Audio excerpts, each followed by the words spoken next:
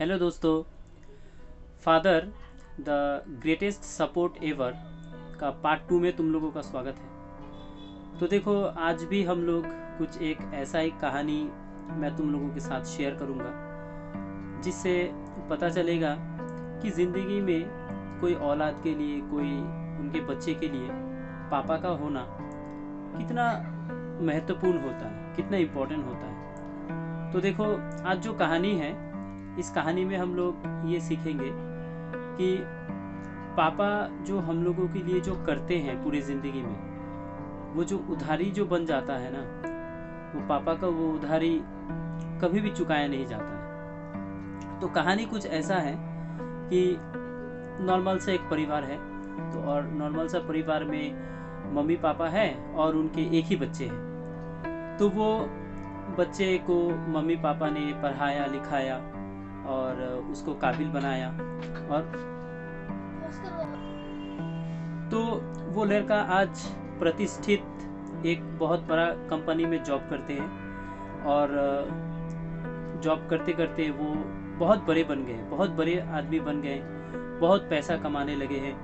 और तो एक दिन क्या होता है कि एक दिन छोटे से मॉर्निंग में चाय पीते वक्त डिस्कशन हो रहा था, और डिस्कशन हो रहा था तो होने के बाद वो बच्चे, वो जो लड़का है, वो अपने पापा से बोलते हैं, पापा मैं आज इतना काबिल हो गया हूँ ना, आपके आशीर्वाद से इतना मैं काबिल हो गया हूँ और इतना मैं प्रतिष्ठित हो गया हूँ अपनी ज़िंदगी में, अपने पैर पे खड़ा हो गया हूँ कि ये जो भले ही मैं वो कुछ लौटा नहीं सकता हूँ, लेकिन आप जो अपनी पूरी ज़िंदगी में मेरे पीछे जो खर्च किए हैं, तो वो मैं खर्च को मैं ज़रूर चुका सकता हूँ अगले 3 साल में। तो ये सुनकर मतलब वो बेटे बोलते हैं कि पिछले 26 साल में आपने जितने भी खर्चे मेरे लिए किए हैं, मैं वो सारे अगले 3 साल में लौटा सकता हूँ। तो लौटा सकता हूँ। तो पापा कुछ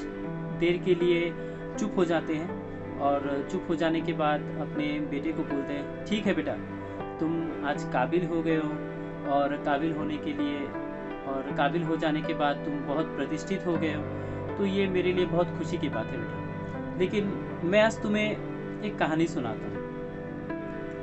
तुम भगवान का आशीर्वाद के तौर पर हमारे घर पे आए, और तब तुम्हारे मम्मी और मैं बहुत खुश हुआ कि भगवान के आशीर्वाद से मेरे घर पे एक लड़के जन्म लिए। और उसके बाद क्या हुआ कि तुम जब 4 साल के थे ना बेटा, तो उस समय ही मैं जो नौकरी करता था, तो वो नौकरी में मुझे केवल सिर्फ और सिर्फ मुझे 2000 रुपया तनख्वाह मिलता था। और अब बोलोगे पापा आपके समय पे 2000 भी बहुत होते थे। हाँ बेटा, होते थे, लेकिन खर्चे के हिसाब से मेरे कमाई उस समय बहुत ही कम था। और मैं हमेशा ये सोचता था, मैं रात को सोने के बाद भी मुझे चैन नहीं आता था, और मैं हमेशा सोचता था कि कैसे तुम्हारे मम्मी को मैं खुश रखूं इतना ही पैसे में। और इसके लिए भले ही मुझे कितनी भी कठिनाइयों का सामना करना पड़े, तो मैं करने के लिए तैयार हूँ। और मैं हमेशा तुम लोगों को कैसे खुश रखूं, कैसे मैं अपने परिवार को चलाऊं, मैं ये हमेशा ये सोचता था। और एक दिन धीरे धीरे तुम और बड़े हो गए। बड़े हो जाने के बाद कि तुम अभी स्कूल में एडमिशन लिए, और स्कूल में एडमिशन लेने के बाद उस समय हम लोगों के थोड़ा आर्थिक जो परिस्थिति है, आर्थिक जो हालत थी, वो थोड़ा सा सुधरने लगा धीरे धीरे। उसके बाद क्या हुआ कि जब तुम कॉलेज में एडमिशन लिए, तो एडमिशन लेने के बाद तब मैं थोड़ा बहुत ठीक ठाक मैं कमा ही लेता था। लेकिन उस समय क्या हो गया बेटा, तुम्हारा मम्मी बहुत बीमार हो गई थी, तो परिवार का खर्च तो था ही, और उसके बाद तुम्हारे मम्मी का जो दवाई का जो खर्च है, ये दोनों, और तुम्हारा पढ़ाई का जो खर्च था ना बेटा, ये तीनों को मेंटेन करने में मुझे थोड़ा बहुत दिक्कतें आती थी, और मम्मी की दवाई में भी पैसा बहुत लग जाता था। लेकिन मैंने कभी भी ये जो हालात से मैं उस समय जो जूझ रहा था, ना ही मैंने कभी तुमको समझने दिया, और ना ही मैंने अपने मुंह से कुछ बताया, कभी भी किसी को भी नहीं बताया, और ना ही तुम्हारे मम्मी को भी बताया, और ना ही मैंने तुम्हारा मम्मी को कभी समझ में आया ये बात। लेकिन हम लोग उस हालात में जैसे भी थे खुश थे, क्योंकि हमारे घर में तुम थे बेटे, और तुम जानते ही हो कि पापा मम्मी के लिए उनके औलाद ही सबसे बड़े होते हैं। तो धीरे धीरे क्या हुआ कि मैं उस हालत में जैसा भी था मैं बहुत खुश था। भले ही मुझे मतलब ऑफिस से आते वक्त पैदल चल के आना पड़ता था, कभी बस में आने का किराया नहीं होता था मेरे पास, और कभी किराया होता भी तो मैं बस में नहीं आकर भी उस पैसा को बचा लेता था, और आते वक्त तुम्हारे लिए तुम्हारे जो ज़रूरतमंद की जो चीज़ है, कॉपी किताब, पढ़ाई लिखाई करने की जो चीज़ है वो मैं साथ में लेकर आता था। ठीक है, और इसी तरह से हम लोगों का ज़िंदगी जो है वो उस तरह से चलता था। लेकिन एक दिन ऐसा हुआ कि उस समय जब तुम कॉलेज में एडमिशन लिए बेटा, और कॉलेज में एडमिशन लेने के बाद उस समय मैंने अपने लिए क्या हुआ कि एक बाइक पसंद आया था मुझे, क्योंकि मेरे लिए मैं उस समय थोड़ा बहुत ठीक ठाक कमा लेता था। तो उस समय क्या हुआ कि मतलब मैंने शोरूम में गया, और जाने के बाद मुझे एक बाइक पसंद आया। तो आने के बाद मैं घर में तुम्हारा मम्मी से मैंने डिस्कशन किया, इस बात पे चर्चे किए, और तुमको मैं शायद बताया था कि नहीं मुझे उतना अच्छे से याद नहीं आ रहा है, शायद तुम भी भूल गए हो। और तुम्हारे मम्मी बताई कि ठीक है हम लोग कल चलेंगे, और चलने के बाद हम लोग वो बाइक को ज़रूर लेंगे ताकि आप काम पे ठीक से जाने लगे और आपको काम पे जाने में कोई दिक्कत ना हो। लेकिन बेटा अगले दिन सुबह क्या हुआ कि तुम कॉलेज में नए नए गए थे, तुम्हारे सब दोस्तों के पास लैपटॉप था और महंगी महंगी मोबाइल था। उस समय तो तुमने क्या किया बेटा, मुझसे एक लैपटॉप का मांग किया। और उस समय बेटा तुम जानते हो कि हमारे लिए उस समय तुम्हारी खुशी सबसे बड़ा था। तो मैंने जो वो सपना देखा था एक बाइक लेने का, तो EMI में ही भले ही मैं लेता, तो वो पैसा से मैंने तुमको उस समय एक लैपटॉप खरीद के दिया था। उस लैपटॉप में बैठकर क्या हुआ कि तुम घंटे अपने दोस्तों के साथ चैटिंग किया करते थे इंटरनेट में। इंटरनेट के द्वारा बहुत सोशल मीडिया में तुम अपने दोस्तों के साथ घंटे लगे रहते थे। लेकिन उस समय जो मैं वो बाइक ले नहीं पाया, तो बाद में फिर वो कभी भी मेरा बाइक कभी हुआ ही नहीं। और उसके बाद उस समय मैंने सिर्फ एक ही चीज़ सोचा था कि मेरे लिए बाइक से तुम्हारे लिए लैपटॉप मुझे बहुत ज़रूरी था। तो उसे मैंने तुम्हारे लिए खरीदा था इस लैपटॉप को, खुद बाइक ना लेकर। बेटा समय के साथ साथ हम लोग भी आगे बढ़े, तुम भी बड़े हो गए। उस समय का जो 1 रुपया था, अभी तुम्हारे लिए वो तो लगभग नहीं के बराबर है। और उस समय का जो 1 रुपया था, अभी तुम्हारे लिए लगभग वो 1 पैसा के बराबर होगा। लेकिन बेटा तुम थोड़ा सा याद करो कि उसी 1 रुपया में जो मैं तुमको देता था, उससे तुम अपने दोस्तों के साथ पार्टी करते थे, कॉलेज जाते थे, और अपने मतलब कॉन्सर्ट में जाते थे, पार्टी करते थे, पिकनिक करते थे। लेकिन अभी जो 100 रुपया जो तुम मुझे देना चाहते हो, या फिर 100 रुपया जो तुम मुझे देना चाहते हो, उससे मैं भी क्या करता हूँ जानते हो बेटा? तो मैं उससे ना मेरा अभी शुगर का टेस्ट करवाता हूँ। तो उस समय जो मेरा जो उम्र कम था, उस समय मुझे बीमारी तो कुछ था नहीं, शुगर वगैरह प्रेशर वगैरह तो था नहीं। अभी बेटा उम्र हो गया तो मुझे थोड़ा सा डायबिटीज़ हो गया, तो अभी 100 रुपया मुझे लगते हैं तो उसको शुगर का टेस्ट करवाने में। तो उस समय में मतलब मैंने कभी ये सोचा नहीं था कि अभी मेरे लिए, उस समय मैं बहुत कुछ खाता था जब मेरी उम्र कम थी, लेकिन अभी मेरे लिए बहुत कुछ मना है खाने के लिए। मैं मीट नहीं खा सकता हूँ, मछली नहीं खा सकता हूँ, ज़्यादा फैटी फूड नहीं खा सकता हूँ, और जो भी है कुछ भी खा सकता हूँ मैं, लेकिन इतना पैसा का क्या करूँ। लेकिन अभी बेटा तो मैं उस समय मैं बहुत कुछ खा सकता था, लेकिन अभी मेरे खाने में बहुत रोक टोक है बेटा, तो इसीलिए अभी मुझे उतना पैसा का मैं क्या करूं। और शायद बेटा ऐसा माना जाता है कि पापा लोग कंजूस होते हैं, थोड़ा हिटलर टाइप के होते हैं, थोड़ा मतलब डराते हैं अपने बच्चों को। तो ऐसा क्यों होता है बेटा कि माँ की ममता बच्चों में समझ में आता है, माँ में समझ में आता है, लेकिन पापा लोगों को शायद अपने औलाद के प्रति जो प्यार है और जो उनका जो हमदर्दी है, शायद वो जताना दिखाना नहीं आता है।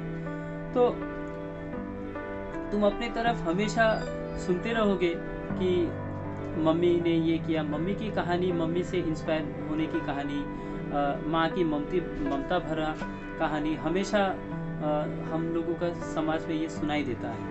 कभी भी बेटा तुमने ऐसा सुना है कि पापा के प्रति जो प्यार था या फिर पापा का जो अपनी औलाद के प्रति जो प्यार है उसके ऊपर कोई कहानी समाज में सुनाया गया हो, और मतलब कभी उससे कुछ इंस्पिरेशन मिला हो किसी को, कभी ऐसा सुना है? ऐसा होता ही नहीं है, क्योंकि पापा लोग ऐसे ही होते हैं बेटा। और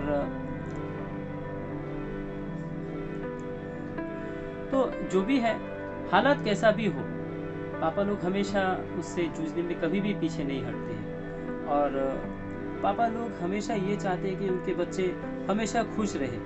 आज तुम शायद इतने काबिल बन गए हो कि तुम मुझे वो पिछले 26 साल में जो तुम्हारे पीछे जो मैंने खर्च किया, तुम इतने काबिल हो गए बेटा कि शायद अभी आने वाले 3 साल में तुम मुझे वो सारा पैसा लौटा सकते हो। लेकिन जो उस समय मैंने जो सपने देखे थे और वो कभी ना पूरा होने वाला जो सपना मेरा जो था उस समय का, क्या तुम बेटा वो मुझे अभी लौटा सकते हो? मैंने अपनी जो जवानी है तुम्हारे लिए जो कुर्बान कर दिए, खुद महंगे कपड़ा नहीं लेकर, खुद महंगे जूता ना लेकर, जो तुम्हारे बारे में जो मैंने सोचा, तो क्या वो समय वो हालात मुझे लौटा सकते हो? तुम नहीं लौटा सकते हो। ये एक्चुअली ये चेंजेस जो है, बदलाव जो है, ये प्रकृति का नियम है। उस समय मैं पापा था, अभी तुम पापा बने हो, तो कभी कभी तुमको जरूर समझ में आएगा। हाँ बेटा, तो तुम मुझे अभी ऐसा बोल सकते हो कि पापा ठीक है, पैसा नहीं, वो जो बचपन में जो आप मुझसे प्यार करते थे, आप जो मुझे जितना भी लाड़ प्यार किए हैं, वो सारे प्यार मैं आपको लौटा दूंगा। तो बेटा मैं तुमको एक कहानी बताता हूँ, और या फिर एक हकीकत मैं बताता हूँ कि पापा मम्मी का जो प्यार होता है ना बेटा, वो कभी भी कोई औलाद लौटा नहीं सकता है। और एक कहानी सुनाता हूँ तुमको, और साथ ही एक सवाल भी करूँगा। मान लो कि एक नाव में चढ़कर हम लोग कहीं जा रहे हैं, और उस नाव में मैं हूँ, तुम हो और तुम्हारा बेटा है। तो और अचानक से नाव में कुछ खराब हो जाए और नाव डूबने लगे, और अगर तुम सिर्फ एक को ही बचा सकते हो, तो तुम किसे बचाओगे? तो ये सवाल सुनकर वो जो बेटा था, वो बेटा थोड़ा सा चुप हो गया, थोड़ा सोचने लगा। तो पापा ने ये बोला, ठीक है बेटा, जवाब मत दो, मुझे तुम्हारा जवाब पता है। और एक मैं बात बताना चाहूँगा कि इस दुनिया में बेटा लड़के जो होते हैं ना वो पापा बन सकते हैं, लेकिन पापा लोग कभी बेटा नहीं बन सकता है। और बचपन में जो लाड़ प्यार से ये हर माँ बाप करते हैं। और इस दुनिया में सबसे कठिन चीज़ क्या है जानते हो बेटा? कि इस दुनिया में किसी भी पापा के कंधे पे अगर किसी भी हालत में अगर पापा के कंधे पे अगर उनके बेटे की लाश आ जाए ना, और कंधा देना पड़े कभी भी, ये दुनिया में सबसे कठिन चीज़ है। ये कोई भी पापा नहीं कर सकता। और तो इसीलिए मेरा ख्वाहिश है बेटा कि तुम सही सलामत रहो, और मेरे अर्थ ही तुम कंधे पे लेकर जाओ शमशान तक। इस दुनिया को छोड़कर मैं जब जाऊँ, तब तुम मुझे कंधा देकर शमशान तक लेकर जाओ। तो इस तरह से बेटा तुम एक उधारी मेरा चुका सकते हो। तो और उधारी क्या है जानते हो? वो जो बचपन में मैं जो तुमको गोद में लेकर खिलाता था, लाड़ प्यार करता था, वो उधारी शायद तुम थोड़ा सा होने पर भी चुका सकते हो। और एक पापा बनने का, और इस दुनिया में पापा बनने का महत्व, और पापा का क्या महत्व है, वो कोई आदमी कब समझ सकता है जानते हो बेटा? 2 दिन ऐसा होता है जब वो समझता है कि पापा बनने का क्या महत्व है, उसकी जिम्मेदारी क्या है, और पापा नहीं रहने का क्या दुख है। वो सिर्फ, और एक्चुअली पापा क्या होता है वो तभी समझ सकता है, और ज़िंदगी में 2 दिन, जब वो अपने पापा को खो देते हैं और जब वो खुद पापा बनते हैं। तो ये कहानी से हम लोगों को यही सीख मिलता है कि पापा मम्मी हमारे लिए, हर एक औलाद के लिए अनमोल होते हैं। उनका तुलना, उनका कंपटीशन किसी के साथ भी नहीं किया जा सकता है। तो ये तो ऐसा तो बहुत सारा कहानी है, तो लेकिन कभी कभी जो कहानी मेरे मन में आता है दोस्तों, मैं तुम लोगों के साथ शेयर करता हूँ। और तुम लोगों को अगर वीडियो थोड़ा सा भी, ज़रा सा भी मोटिवेशनल लगे, ज़रा सा भी इंस्पिरेशनल लगे, तो ज़रूर एक लाइक दे देना, अपने दोस्तों में ज़रूर शेयर कर देना। और चैनल पे नए हो तो ज़रूर सब्सक्राइब कर देना, क्योंकि इस तरह का वीडियो मैं हमेशा लाता रहता हूँ और आगे भी लाता रहूँगा। और मैं हर एक आदमी और हर एक पापा के लिए यही बोलना चाहूँगा कि आप लोग सही सलामत रहें। शायद मैं इतने अच्छे से तुम लोगों को इस तरह से मैं समझा पा रहा हूँ, क्योंकि हाल ही में मैंने खुद ही अपने पापा और मम्मी दोनों को खोया है। तो ये प्रकृति का नियम है दोस्तों। तो ज़रूर अपने पापा से प्यार करें। जो भी औलाद के पास अपने पापा का साया है, पापा को कभी दुखी मत होने दीजिए और पापा का हमेशा प्यार करें और हमेशा उनका देखभाल करें, क्योंकि इस दुनिया में आपके लिए शायद आपके दोस्त है, रिश्तेदार है, तो पापा का पूरा दुनिया ही आप है। इसको ज़रूर याद रखिएगा और प्लीज़ चैनल को सब्सक्राइब कर दीजिएगा और ऐसा वीडियोस पाने के लिए ज़रूर बेल बटन को, बेल जो आइकन है उसे दबा दीजिएगा और नोटिफिकेशन बेल ऑन कर दीजिएगा, ताकि मैं अगले पल में जब भी मैं वीडियो डालूँ तो उसका नोटिफिकेशन आपके पास आए। और सही सलामत रहिएगा। मिलते हैं अगले ब्लॉग में, तब तक के लिए